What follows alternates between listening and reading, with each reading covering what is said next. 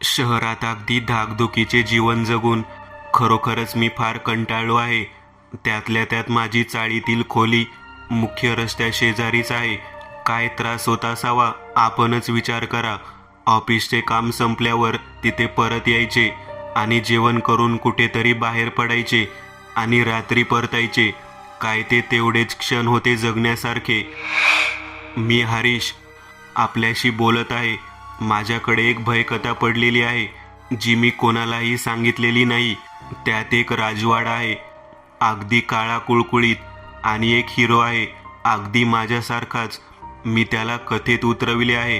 तो हिरो धाडस करतो तसे मला या आयुष्यात एकदा तरी करायचे आहे, कारण तो मी आणि मी तो आहे.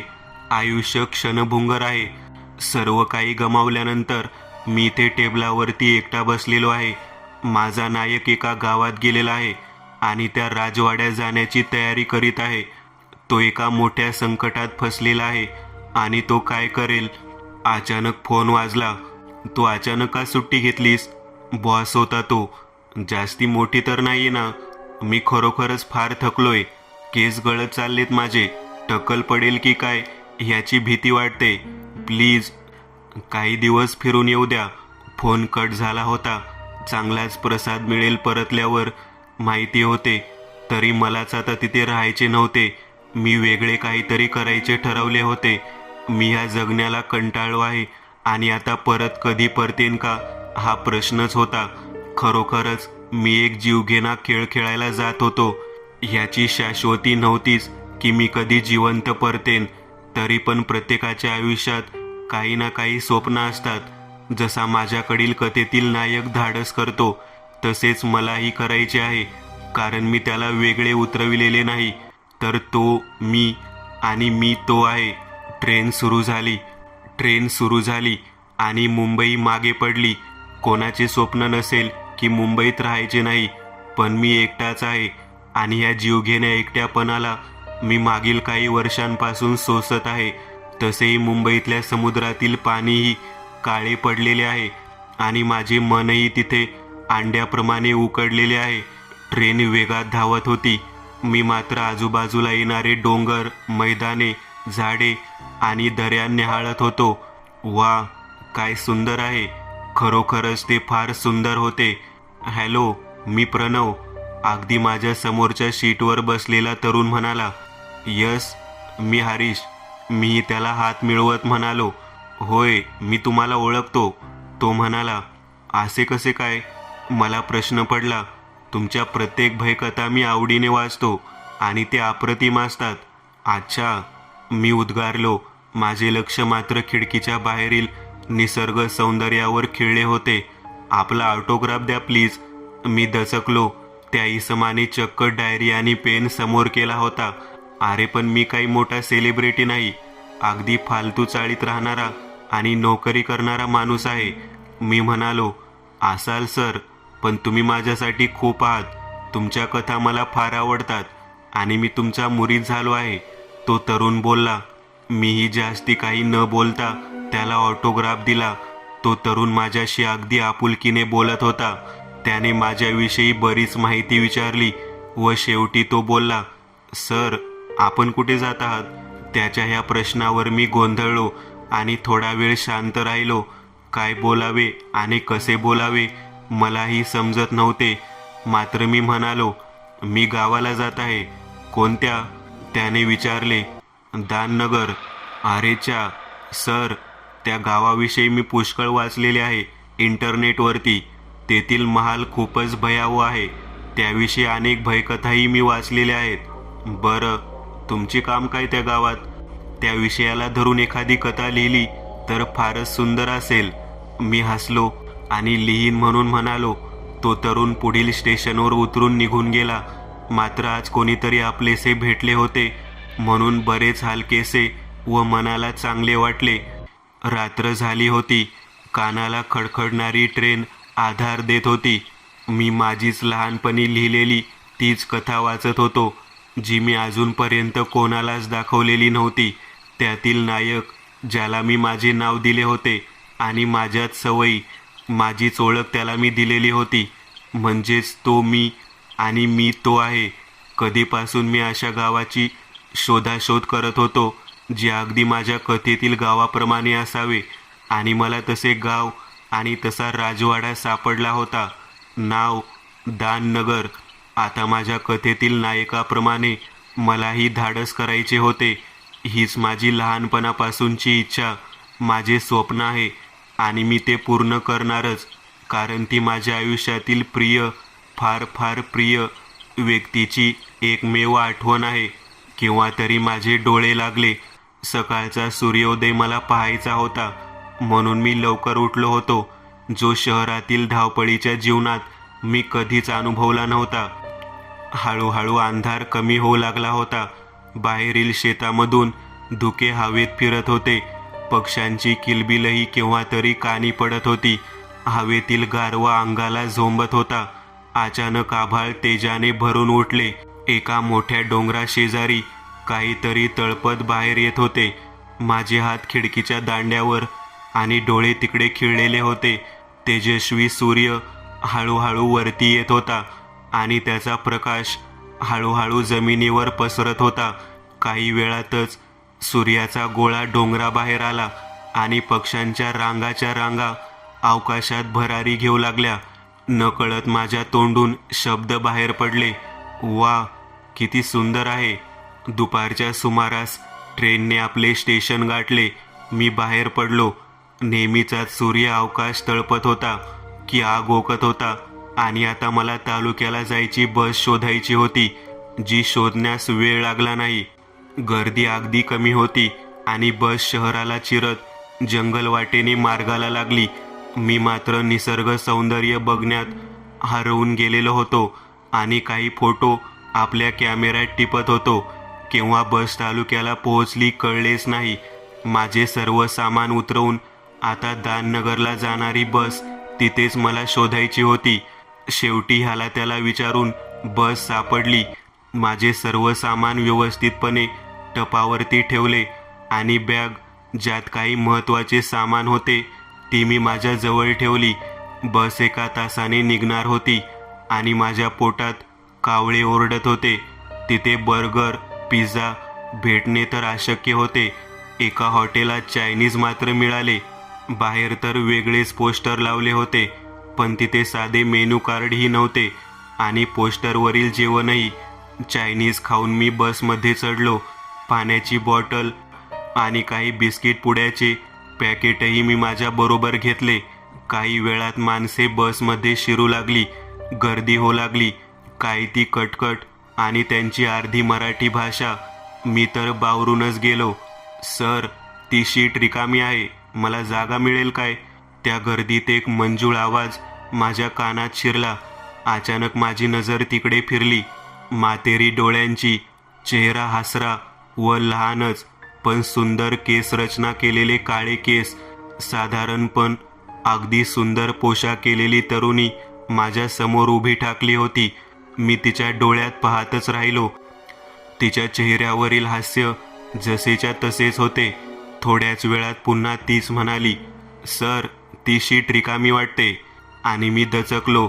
मला काहीतरी अपराध केल्यासारखे वाटले आणि मी माझ्या बाजूच्या सीटवरील माझी बॅग उचलली.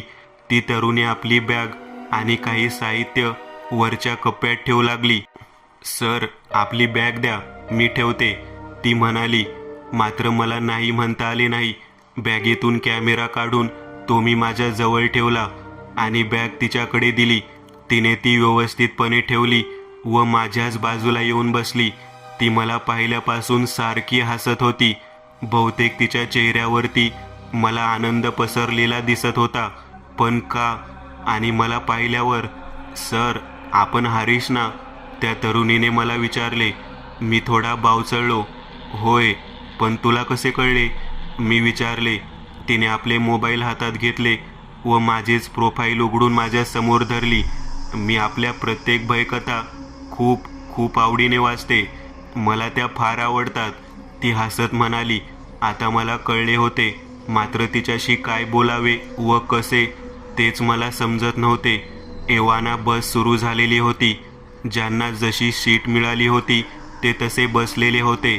बहुतेक स्त्रियांना वेगळी अशी शीट नव्हती किंवा माणसेच तशी होती, मात्र सर्वांना जागा मिळाली होती. त्यांच्या उन्हाने रापलेल्या चेहऱ्यावरील हास्य आणि आनंद बघून मला फार बरे वाटले. शहरात अगदी गोरी गुमटे तोंड व अगदी सुरेख, पण त्यांचे चेहरे जणू प्लास्टिकच. मात्र ही गावातील मागासलेली कष्टकरी माणसे त्या श्रीमंतांपेक्षा व बुद्धिजीवीपेक्षाही फारच आनंदी व सुखी वाटत होती. सर, आपण रागावू नका, पण एक सेल्फी घेऊ शकते का? ती तरुणी अडखळत म्हणाली. मीही भावचळलो, मात्र कसेबसे स्वतःला सावरत मीही बोललो. थोडे अंतर राखून मी तिला सेल्फी घेऊ दिला. सर, आपण कुठे जात आहात? तिने प्रश्न केला. तिच्या या प्रश्नावर मी उत्तरलो, मी एका गावात जात आहे. कोणते तरी दाननगर म्हणून नाव आहे. काय? ते माझे मूळ गाव आहे. तसे आपले काम काय व राहण्याची सोय वगैरे? तिने विचारले. हो, थोडेसे शहरातून मन मोकळे करायला मी त्या गावात जात आहे, मात्र राहण्याची सोय अद्याप केलेली नाही. अच्छा, मी करेन. माझ्या घरी पुष्कळ जागा आहे, आपण हवे तर तिथे राहा, ती तरुणी बोलली. ठीक आहे, मी उद्गारलो. वेळ अगदी शांततेत जात होता. ती तरुणी आपल्या मोबाईलमध्ये गुंतलेली होती, मात्र माझी नजर सारखी तिच्याकडे आकर्षित होत होती. मात्र मी स्वतःला सावरण्याचा प्रयत्न केला. अचानक माझ्या तोंडून शब्द बाहेर पडले. आपलं नाव काय? प्रिया. माझे नाव प्रिया देशमुख आहे, ती हसत उत्तरली. आपले गाव कोणते? तिने विचारले. माझे गाव होते, आता मला काहीच आठवत नाहीये. जेव्हा समजायला लागले तेव्हा एका अनाथालयात होते. तिथेच शिक्षण घेतले व तिथेच स्थायिक झालो, म्हणजेच मुंबई. आणि तुमचे आई वडील, तुम्ही त्यांना कधी पाहिलेच नाही काय? नाही, तसे नाही. माझ्या डोक्याला मार लागला होता, त्यामुळे काही गोष्टी आठवत नाहीत. जसे गाव, माझे मूळ ठिकाण. मात्र आईवडिलांचा चेहरा अगदी अंधुकसा आठवतो व काही लहानपणीच्या आठवणी. तुम्ही एकटेच आहात? आय मीन, तुमची बायको, मुले? मी एकटाच आहे. तसे मला बायकोही नाही आणि मुलेही नाहीत किंवा कोणती प्रियसीही नाही. मित्रही अगदी किरकोळ आहेत, मी हसत म्हणालो. माझ्या हसण्याने प्रियाही हसू लागली. बोलता बोलता गाव कधी आले कळलेच नाही. सर्व सामान, साहित्य उतरून मी गावाकडे एकटक पाहू लागलो. गाव थोडे छोटेच होते, डोंगर दऱ्यात वसलेले. ते हिरवळीने नटलेले गाव पाहता क्षणीच माझ्या मनात भरले. मात्र माझी नजर काहीतरी शोधू लागली.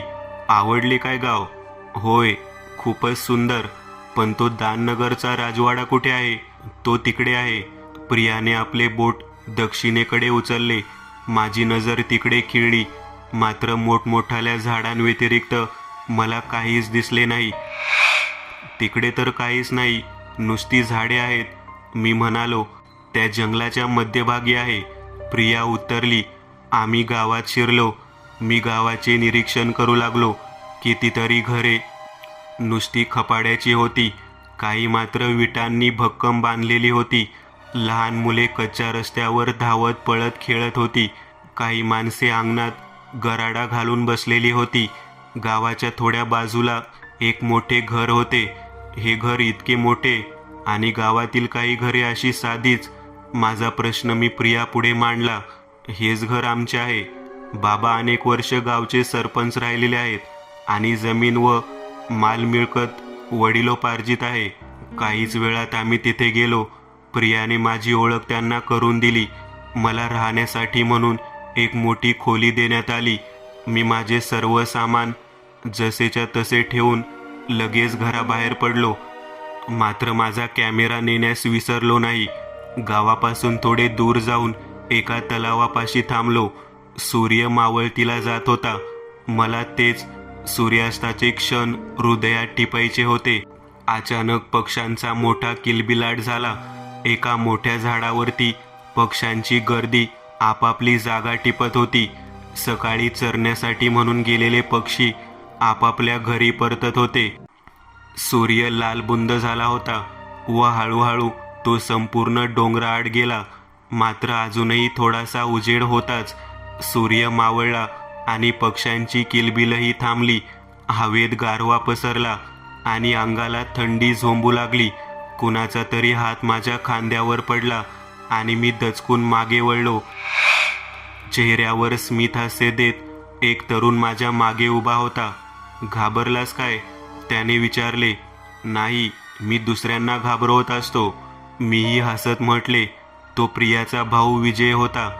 आम्ही दोघेही गप्पा मारत घराच्या दिशेने चालू लागलो. अंधार दाटले होते. मी माझेच कॅमेऱ्याने घेतलेले फोटो निहाळत होतो. तोच कोणीतरी अचानक खोलीत आले. घाबरविलेस मला, मी म्हणालो. प्रिया हसली व म्हणाली, जेवणाला बोलवायला आले होते. ठीक आहे, मी येतो म्हणत मी आपले लॅपटॉप तिथेच टेबलावरती ठेवले व तिच्याबरोबर बाहेर पडलो. काही लहान मुलेही होती जी गोंधळ घालत होती. बहुतेक ती दोघे जुळी होती, एक मुलगा व एक मुलगी. विजयने त्यांना शांत केले व आपापल्या जागेवर बसले. ती दोघेही मात्र माझ्याकडे पाहून काहीतरी बोलत हसत होती आणि विजय त्यांना नटकेच राग दाखवत शांत करत होता. जेवणात भात, तुरीची डाळ, भाजी, लोणचे, दही आणि चपाती होती. बघता क्षणी मी त्यावर तुटून पडलो. कसे जेवण आहे? प्रियाची आई सावित्रीने मला विचारले. आई, फारच छान बनवलेस आज. नकळत माझ्या तोंडून शब्द निघाले, मात्र मी खाली मान घातली. प्रियाची आई हसली व तिने हळूच मला कुरवाळले. तो स्पर्श मला सुखद अनुभव देऊन गेला आणि त्यामुळे आज पुन्हा मला माझ्या आईबाबांचे चेहरे अंधुकसे आठवले. जेवणानंतर तिथेच गप्पा रंगल्या. माझ्याविषयी त्यांनी कसून विचारून घेतले. मीही आनंदाने त्यांच्या प्रत्येक प्रश्नांची उत्तरे दिली. तो सर्व हर्ष पाहून मला माझ्याच पोरक्यापणाची लाज वाटली व ती माणसे, तो सहवास हवाहवासा वाटू लागला. मी खोलीत परतलो आणि माझे विचार बदलले. त्या महलाकडे न जाण्याविषयी मला एक मन सुचवत होते, तर एक मन तिकडे जाण्याच्या तीव्र इच्छेने मला नवचेतना देत होते. माझे विचार झटकण्यासाठी मी काहीतरी लिहायला हाती घेतले. मध्यरात्र केव्हा झाली काहीच कळाले नाही आणि अचानक गावात आरडाओरड सुरू झाला. मी जागचा उठलो आणि खिडकी वाटे गावाच्या दिशेने बघू लागलो. एक जोरदार हवेचा झोका गावावरती वाहत होता आणि त्यात अनेक घरांची छपरे उडाली. काही वेळानंतर विध्वंस करून तो हवेचा झोका जंगलाच्या दिशेने निघून गेला. गावात गोंधळ माजला होता. इथे घरातली माणसेही जागी झाली. मी लगेच खोलीबाहेर पडलो. विजय आणि सरपंच म्हणजेच प्रियाचे वडील घराबाहेर पडले. काय घडत आहे मला काहीच कळाले नाही. समोर उभ्या असलेल्या प्रियाकडे मी प्रश्नार्थक चेहऱ्याने बघितले, मात्र तिच्याही चेहऱ्यावर भीती पसरली होती. मी खोलीत परतलो व खिडकी वाटे गावाकडे पाहू लागलो. तोच मला माझ्या मागे कुणाची तरी चाहूल लागली. मी मागे फिरलो. समोर प्रिया उभी होती. प्रिया, हे गावात काय घडत आहे? मी प्रश्न विचारला. प्रियाचा चेहरा गंभीर झाला. गावाला एक श्राप लागलेला आहे. काय श्राप? ह्या घटना काय?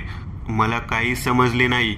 मी खरोखरच भांबावलो होतो, कारण गावातून रडण्या-ओरडण्याचा आवाज मला स्पष्ट ऐकू येत होता. त्या मनहूस राजवाड्यामुळे गावाला एक प्रकारचा श्राप लागलेला आहे. बहुतेक महिन्याने एक गिधाड आपल्या पायात एक रक्ताने माखलेली चिठ्ठी घेऊन येतो आणि त्या संदेशाबरोबर गावातील एक तरुण महलाकडे घेतला जातो.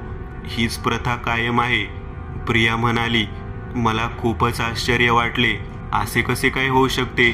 तुम्ही या सर्वांचा छडा लावण्याचा प्रयत्न केलेला नाही काय? मी म्हटले. पोलिसांनी प्रयत्न केला होता, मात्र जो कोणी राजवाड्याकडे गेला आहे आजपर्यंत कधीच जिवंत परतलेला नाही. ज्या पोलिसांनी गावात पाय ठेवला त्यांचा अकस्मात मृत्यू झाला.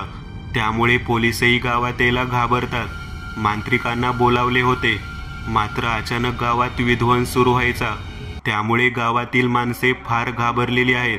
मागच्या वेळी संदेश आला होता, मात्र त्याच्याकडे गावकऱ्यांनी दुर्लक्ष केले. त्याचाच हा परिणाम आहे, प्रिया म्हणाली. माझा चेहरा घामाने भिजला. आतापर्यंत मी असल्या कथा वाचत आणि लिहित आलो होतो, मात्र असे कुठेही सत्यातही घडेल याची कल्पना नव्हती. काय झाले असेल गावात? मी प्रियाला विचारले. जर असे कधी गावकऱ्यांनी केले तर दुष्टशक्ती गावाचा विध्वंस करते व लहान मुलांना मारते आणि एका जागी 2 तरुण द्यावे लागतात.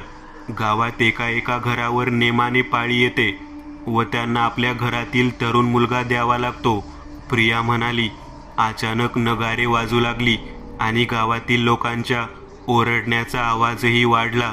गावातील लोकांचा घोळका गावाबाहेर निघाला होता. अनेक मशाली चमकताना मी पाहिल्या आणि तो लोकांचा घोळका जंगलात शिरला.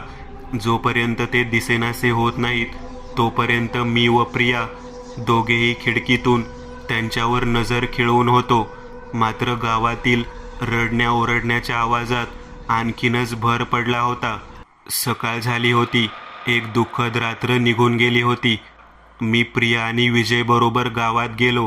काल आलेल्या वादळात अनेकांची घराची छते उडाली होती.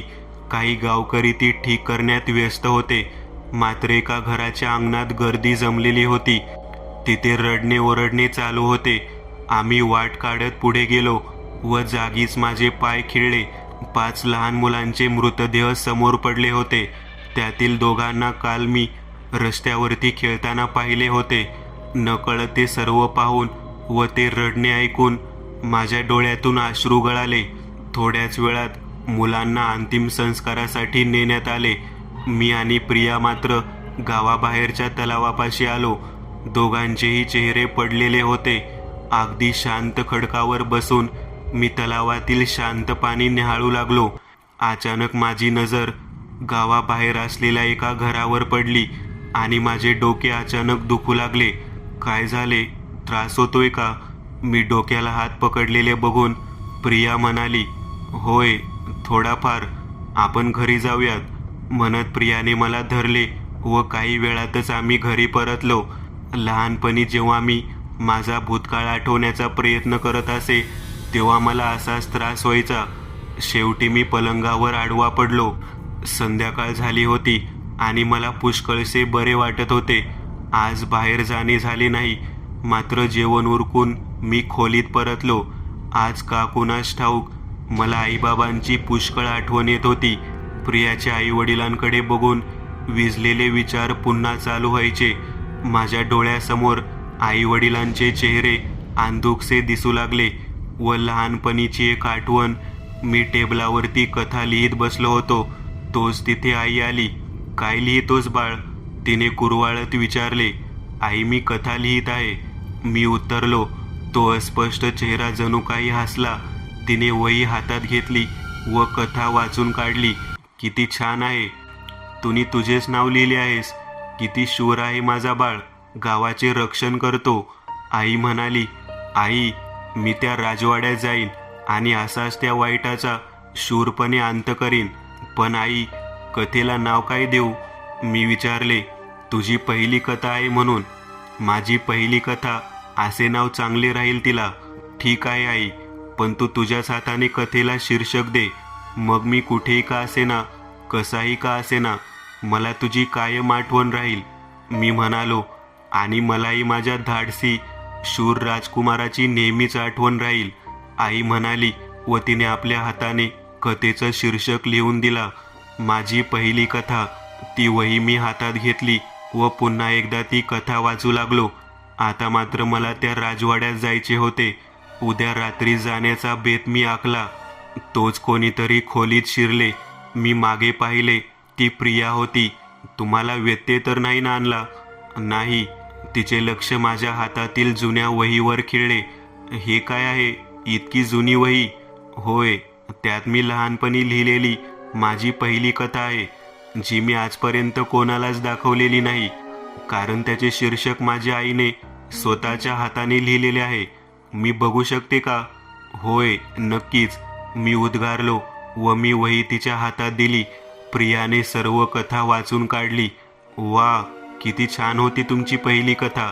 पण तुम्हाला हे कसे आठवते की कथेचे शीर्षक तुमच्या आईनेच लिहिले आहे ते? कारण तुम्हीच म्हणाला होता की तुम्हाला तुमच्या भूतकाळातील काहीच आठवत नाही म्हणून. प्रियाने विचारले. हे मी कधीच विसरू शकत नाही प्रिया. हे खरे आहे की माझ्या डोक्याला मार लागला होता व मी माझा भूतकाळ विसरलो आहे, पण मी माझ्या आईच्या गोड आठवणी विसरलो नाही. ह्याच कथेने मला त्या उजाळून दिल्या व अजूनही आशा वाटते की माझा भूतकाळ मला ह्याच कथेमुळे कळेल. मात्र एक आशाच आहे, मी म्हणालो.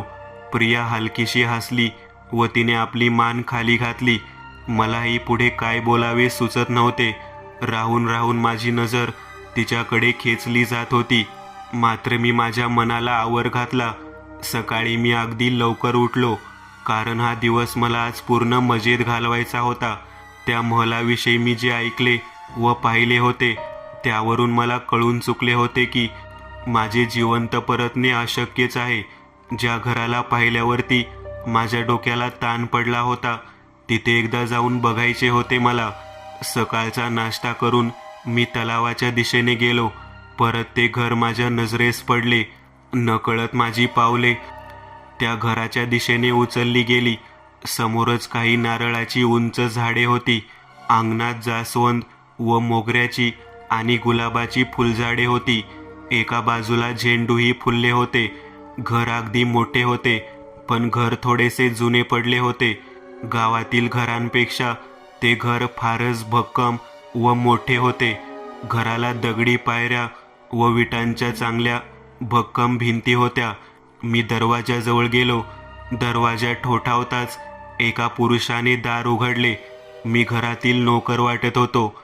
त्याने माझी विचारपूस केली व आतमध्ये घेतले. समोर एका पुरुषाचा फोटो टांगला होता, ज्याला हार चढवला होता. मात्र तिथे आल्यापासून माझ्या डोक्यावर ताण पडत होता. थोड्याच वेळात एक बाई चहाचा कप घेऊन आली. बहुतेक ती घरातील मोलकरीण होती. मी चहा घेतला व घराचे निरीक्षण करून उठणार तोच एक बाई माझ्या समोर उभी ठाकली. तिच्या डोक्यावर हलकासा पांढरा रंग पसरला होता व तिने एक साधीच साडी नेसलेली होती. ती बाई मला निहाळत होती. आपण कोण? काही पाहिजे का?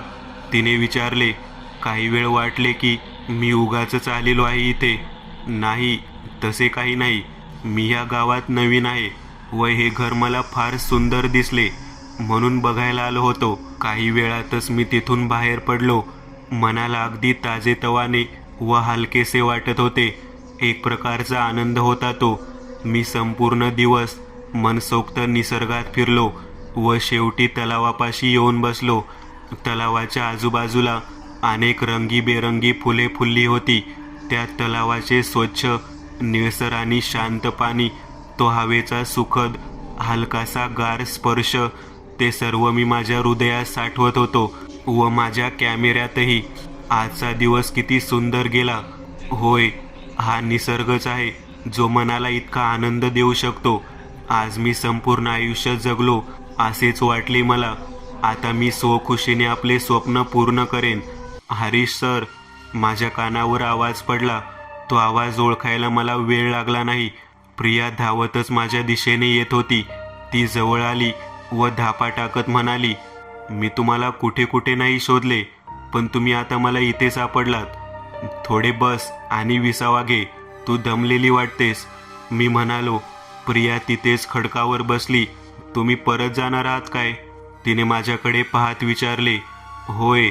उद्याच काय? मी मात्र बावचळलो. हिला सर्व कसे कळले? होय, कदाचित उद्याच. ते सर्व ऐकून प्रियाने आपली मान खाली घातली. तिच्या डोळ्यातून आसवे गळत होती. ते माझ्या नजरेतून सुटले नाही. अरे, अशी का रडतेस? नाही, मी रडत नाही. का? काय झाले? कोणी काही बोलले काय? नाही.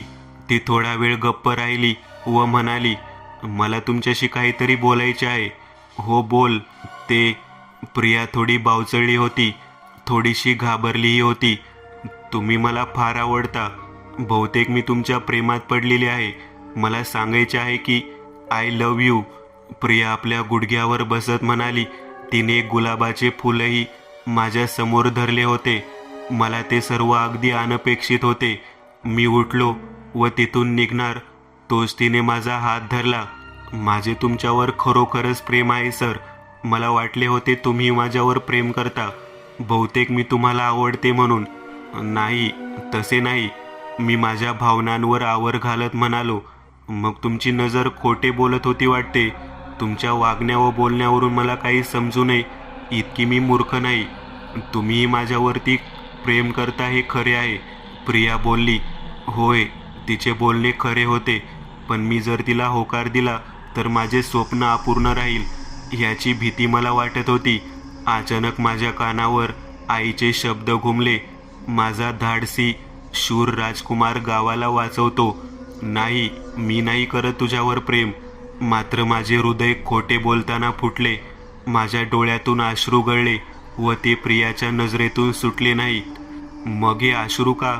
नक्कीच तुमची काहीतरी मजबुरी आहे, ती माझा चेहरा समोर करत म्हणाली. माझी नजर मात्र जमिनीला खिळली होती. थोडा वेळ मी अगदी शांत उभा राहिलो व प्रियाला सर्व काही खरे खरे सांगितले. तिचा हात सोडवत मी तिथून जाणार तोच तिने मला अडवले व म्हणाली, तुम्हाला तुमचे आयुष्य एवढीच किंमत वाटते काय? हे जे क्षणभंगुर आयुष्य दिलेले आहे ना आपल्याला देवाने, ते नेहमी आनंदात जगायचे असते. आयुष्याच्या प्रत्येक क्षणाने क्षणांचा आनंद घ्यायचा असतो. तुम्ही जे धाडस करायला जात आहात ते आत्महत्याप्रमाणे आहे व आत्महत्या करणेही एका जीवाची हत्या करण्यासारखे आहे. जर तुम्हाला तुमच्या आयुष्याची किंमत वाटत नसेल तर एकदा त्या गावात जाऊन बघा. ज्यांनी आपल्या मुलांना गमावले आहे ना, त्यांचा शोक आणि वेदना अजूनही विरल्या नसतील आणि कधी विरणारही नाहीत. ज्या तरुणांना पुष्कळ जगण्याची इच्छा असूनही ज्यांना जगता आले नाही, त्यांना नाहक विनाकारण आपले जीव गमवावे लागले, त्यांचा विचार करून बघा. आणि तुमच्याजवळ काही कारण नसताना तुम्ही आपले आयुष्य संपवायला चालले आहात. तुमच्यासाठी तुमच्या आयुष्याची काही किंमत नसेल, पण माझ्यासाठी आहे. जर तुम्हाला काही झाले तर मीही माझे जीवन कायमचे संपवेन. प्रियाच्या तोंडून शब्द बाहेर पडले व ती रडू लागली. माझे हृदयही तिच्या शब्दांनी दरवळून गेले होते. मी माझे स्वप्न केव्हाच विसरलो होतो आणि आता मला जगायचे होते फक्त प्रियासाठी. समोरच खाली पडलेले गुलाबाचे फूल मी उचलले व आपल्या गुडघ्यांवर बसून ते तिच्या पुढे धरले आणि म्हणालो, आणि पुढच्या क्षणी मी तिला मिठीत घेतले. नाही सोडून जाणार तुला, कुठेच नाही. अगदी शेवटपर्यंत असेन तुझ्याबरोबर. मात्र असे वेड्यासारखे काही बोलू नकोस. तुझा जीव तो माझा जीव आहे. प्रियाच्या आसुवाने भिजलेल्या चेहऱ्यावर एक वेगळाच आनंद पसरला होता. मी तिचे अश्रू पुसले व तिने माझ्या गालावरील आसवे पुसली. दुपारचा सूर्य मध्यावर आला होता. त्या कडक उन्हात गाव अगदी शांत भासत होते. गावाच्या मध्यभागी एक जुने झाड होते, अगदी वाळलेले, ज्याच्या फांद्या अगदी अकराळ विकराळ पसरल्या होत्या. अचानक मोठा चित्कार ऐकून गावकरी बाहेर धावत आले. त्यांना आवाज ओळखीचा होता.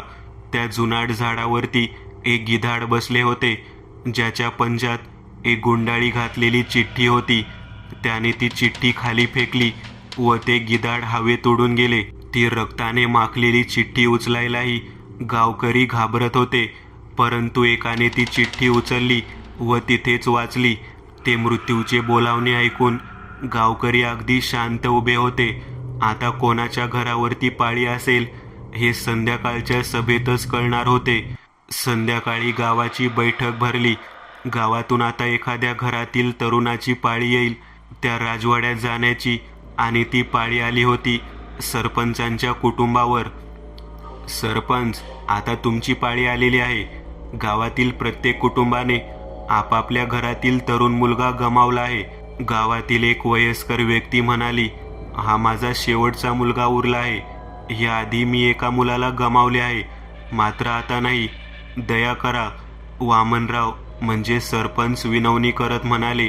विजय तिथेच उभा होता, मात्र त्याने आपली मान खाली घातलेली. एक गावकरी पुढे आला व म्हणाला, सरपंच, त्या दोघा कुटुंबांना बघ. त्यांच्या तरुण मुलाला जाऊन आठवडाही झालेला नाही. आणि त्या बाकी सर्व कुटुंबांकडे बघ, ज्यांनी आपली लहान मुले गमावलेली आहेत. विसरू नकोस की तुझ्याही घरात लहान लेकरं आहेत. गावाचा नियम जसा चालत आला आहे तसाच राहावा. हे बरं, मी जाईन. विजय पुढे येत म्हणाला. मात्र सरपंचाला म्हणजेच वामनरावांना ग्लानी येऊन ते तिथेच कोसळले. मित्रांनो, आज पुरतं एवढंच. तुम्हाला जर काही गोष्ट आवडली असेल तर नक्की लाईक करा. तुमच्यापैकी बरेचसे जण व्हिडिओ लाईक न करताच पळून जातात, पण हा जर व्हिडिओ तुम्ही लाईक केला तर मला जरा बरं वाटेल आणि असेच भारी भारी व्हिडिओ बनवायची माझ्यात एनर्जी येईल. त्यामुळे नक्की लाईक करा. आणि अजूनही कोणी या चॅनलला सबस्क्राईब केलेलं नसाल तर लगेच सबस्क्राईब करून टाका. आणि बाजूची घंटी ती मात्र दाबायला विसरू नका. देवाची घंटी आहे ती. चला तर मग पुन्हा भेटूया अशीच एक आगळी वेगळी गोष्ट घेऊन पुढच्या